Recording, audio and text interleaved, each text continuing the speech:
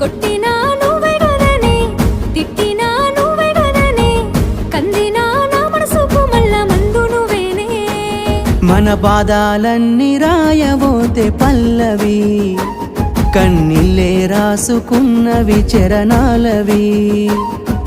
కన్నీళ్ళెందుకేవో పిల్ల పల్లవి, ఈ లచ్చుమయ్య గుండెలు పిరున్నది.